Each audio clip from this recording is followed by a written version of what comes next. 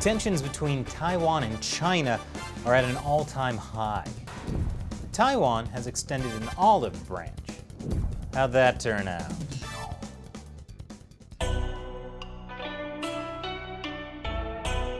Welcome to China Uncensored. I'm Chris Chappell. Boy, tensions between China and Taiwan have gone really bad lately. All of China's thinly veiled threats after the US sold weapons to Taiwan.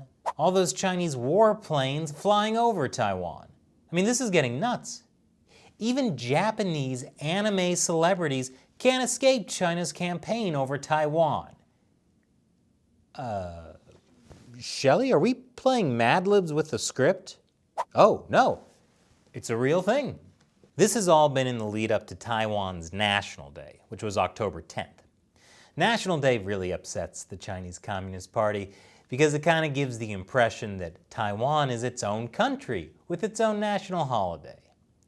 That's why the Chinese Communist Party does things that look crazy to normal countries, like telling Indian media how to cover Taiwan's National Day by not calling Taiwan a country. That kind of attitude leaves the party wide open to trolling, and India really delivered. Indian politicians wished Taiwan a happy National Day, and Taiwan National Day started trending in India. One local Indian politician put a Happy National Day sign outside the Chinese embassy, and someone even commissioned this Taiwan is not China cake. That cake is not a lie. Meanwhile, the president of Taiwan, Tsai Ing-wen, tweeted her thanks to all of Taiwan's dear friends in India and started talking about her favorite Indian food.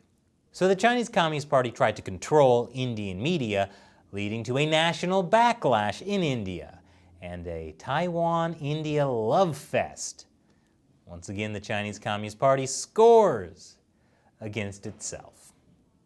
Speaking of India, we just did an episode on our other show, America Uncovered, about the Quad, an alliance to counter China, and India is a big part of that.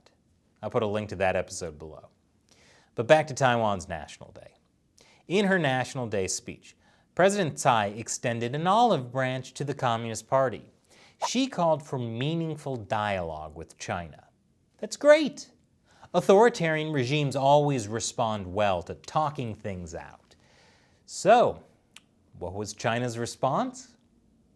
Well, just hours after her speech, Chinese state-run CCTV aired this video of China's military launching a simulated invasion of Taiwan.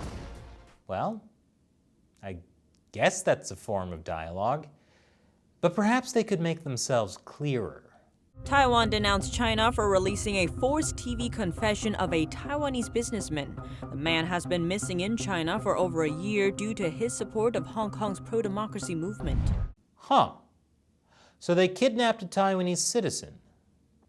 But I think the Communist Party's actions could still really be open to interpretation. Can they be a little clearer?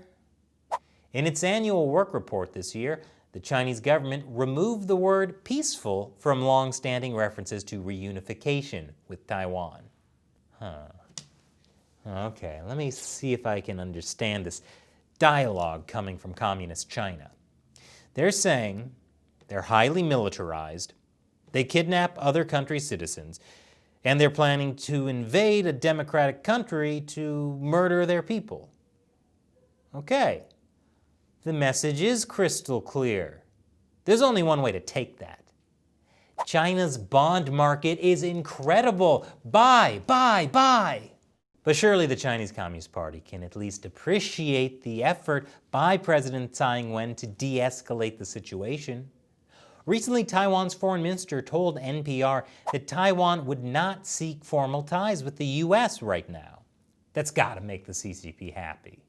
So surely they're willing to back down a bit, right? Well, here's Hu Xijin, the editor-in-chief of my favorite Chinese state-run media, the Global Times. The change of tone indicated the Tsai administration has fathomed the severity of a possible military conflict with Beijing over its provocations. Hu added, Beijing must not be fooled into believing the gesture of goodwill of the ruling Democratic Progressive Party of Taiwan, and that continued military muscle flexing is the only answer to cross-strait stability. So, if Taiwan makes a move like it's going to seek formal ties with the US, China will threaten to invade. If Taiwan backs down and says we can resolve things through dialogue, China will threaten to invade. Well, at least they have options. And now it's time for me to answer a question from one of you, a fan who supports China Uncensored through the crowdfunding website Patreon.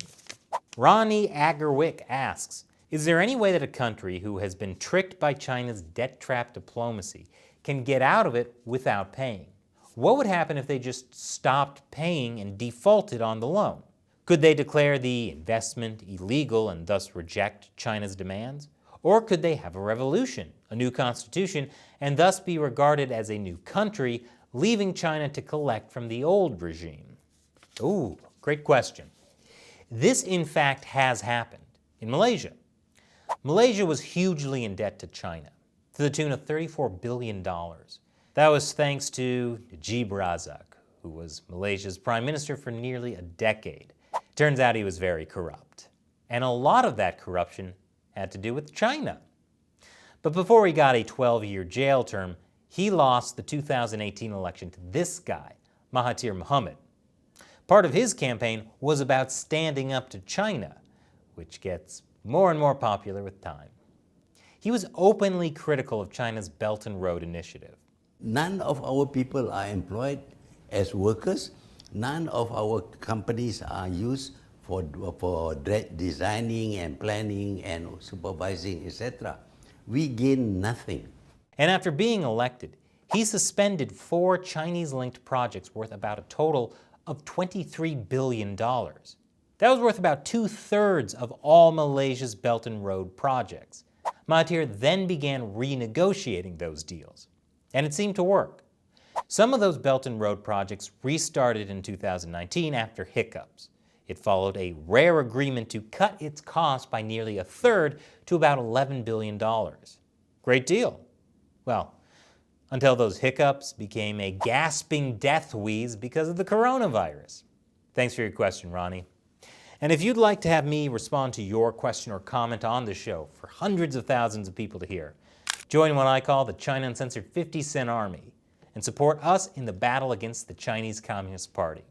You can join for as little as $1 per episode on the crowdfunding website Patreon. You'll also get some other cool perks as well. Head over to patreon.com/China Uncensored to learn more. Link is below. Once again, I'm Chris Chappell. See you next time.